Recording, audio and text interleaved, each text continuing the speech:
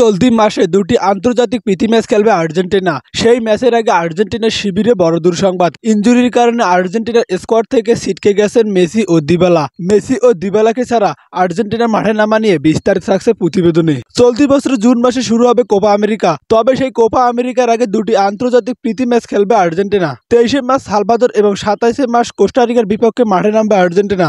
সেই দুই ম্যাচের জন্য আর্জেন্টাইন কোচ লিওনেল স্ক্যালোনি আর্জেন্টিনার চূড়ান্ত স্কোয়াড ঘোষণা করেছেন। সেই স্কোয়াডে মেসি ও দিবালাকে রাখা হলেও বর্তমানে তাদের খেলা নিয়ে আছে শঙ্কা। মাংসপেশির চোট থেকে সেরে উঠতে না পারায় এই দুই ম্যাচ মেসির খেলা নিয়ে প্রায় অনিশ্চিত। ইতিমধ্যে ইন্টার মায়ামির কোচ জানিয়েছেন মেসির সুস্থ হতে এই মাস পুরোটা সময় লাগবে, তাই এই দুই ম্যাচ মেসির খেলাটা প্রায় অনিশ্চিত। অন্যদিকে রোমার ম্যাচে ইনজুরিতে পড়েন দিবালা, তাই দিবালা এই দুই ম্যাচ আর্জেন্টিনার স্কোয়াডে থাকছে না। প্রতিপক্ষ অনেক সহজ হওয়ায় স্ক্যালোনি বেশ চাপ নিতে চায় না, তাই তরুণদেরকে নিয়ে দল সাজাবেন স্ক্যালোনি এবং তরুণরা নিজেদের প্রমাণ করার এটাই সুবর্ণ সুযোগ। অন্যদিকে মেসি জাতীয় দলের হয়ে ফিরতে হলে কোপা আমেরিকার আগে হবে না, কারণ এই দুই ম্যাচের পর কোপা আমেরিকার আগ পর্যন্ত আর্জেন্টিনার আর কোনো ম্যাচ নেই এবং মেসি শেষবার জাতীয় দলের হয়ে ব্রাজিলের বিপক্ষে মাঠে নেমেছিল, সেটা আবার নভেম্বর মাসে। দীর্ঘ 4 মাস পর মেসি মাঠে নামার সুযোগ থাকলেও সেটা আর হচ্ছে না। চলতি মাসে ইন্টার মায়ামির হয়ে আর একটি ম্যাচও খেলতে পারবেন না মেসি, এই বিষয়টি নিশ্চিত করেছেন ইন্টার মায়ামির টিম ম্যানেজমেন্ট।